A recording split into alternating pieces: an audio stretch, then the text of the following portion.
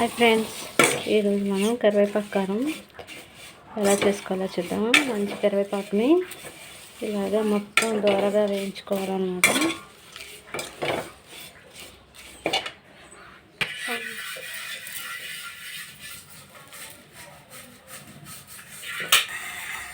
కరివేపాకు వేయించుకున్నాం కదా, తర్వాత ఒక 2 స్పూన్లు పచ్చిశనగపప్పు,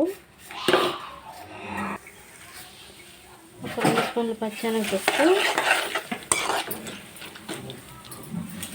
దీనిలోకి ఒక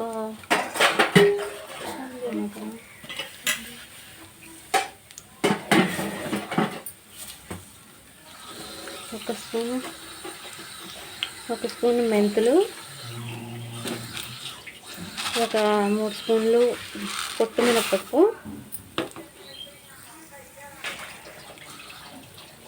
వీటిలన్నింటినీ బాగా దోరగా వేయించుకోవాలన్నమాట. సిమ్లో పెట్టుకొని మాడిపోకుండా దోరగా వేయించుకొని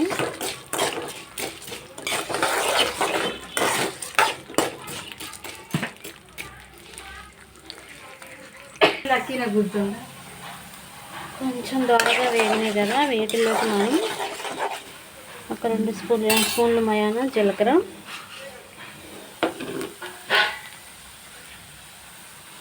కొంచెం ఒక హాఫ్ బౌల్ ధనియాలు, కొంచెం ఎక్కువ క్వాంటిటీగానే చేసుకుంటున్నాను ఫ్రెండ్స్ నేను.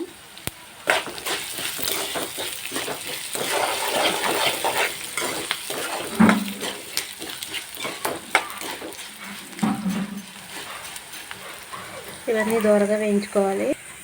ఇవన్నీ ఫ్రెండ్స్, ఇవి దోరగా వేయించుకున్నాం కదా, వీటిని తీసి పక్కన పెట్టుకోవాలి. ఇవన్నీ నేనైతే కొన్ని వేరుశనగ పొట్లు కూడా వేసాను అన్నమాట. అవి పక్కకు తీసేసుకున్నాం కదా, దీనిలో కొంచెం ఆయిల్ వేసుకొని వీటిలోకి మనం ముందుగా తొడమలు తీసి పెట్టుకుని ఈ ఎండుమిర్చిని వేసేసుకున్నాం, ఒక 15 దాకా.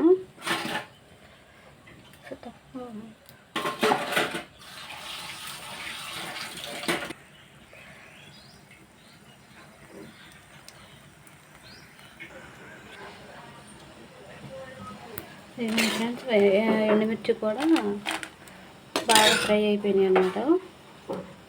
వీటిని చల్లార్చుకొని మనం పౌడర్ చేసుకున్నాం.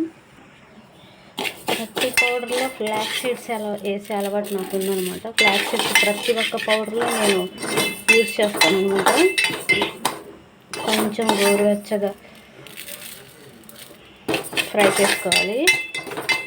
ఒక స్మెల్ వస్తుంది అన్నమాట ఇవి ఫ్రై అవుతుంటే. సిమ్లో పెట్టుకొని వేయించుకోవాలి మనం ఇవి.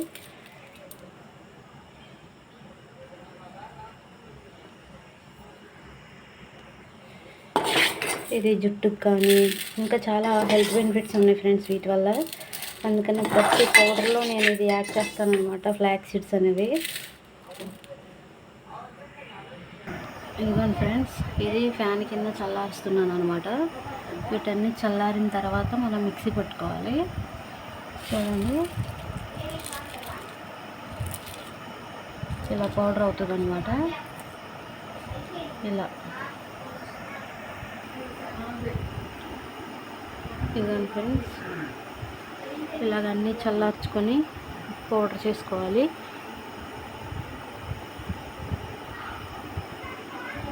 నేనైతే చింతపండు వేయను ఫ్రెండ్స్. చింతపండు వేస్తే మాకు ఇష్టం అనిపించదు. చింతపండు అయితే నేను యూజ్ చేయను.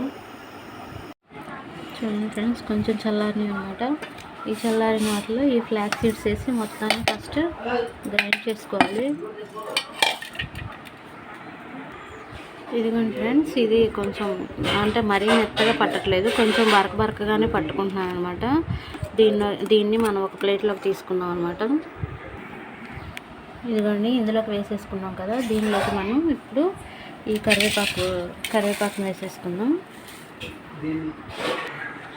ఇదిగోండి ఫ్రెండ్స్, ఇలా పౌడర్గా అవుతుందన్నమాట కరివేపాకు.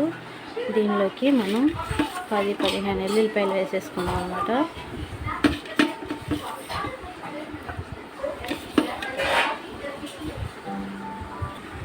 చూడండి ఫ్రెండ్స్, ఇలా ఎల్లుల్లిపాయలు కరివేపాకు మంచి స్మెల్ వస్తుంది ఫ్రెండ్స్. కరివేపాకు స్మెల్, అటువైపు ఎల్లుల్లిపాయల స్మెల్. దీన్ని మనం ఈ పౌడర్లో కలిపేసేసుకున్నాం.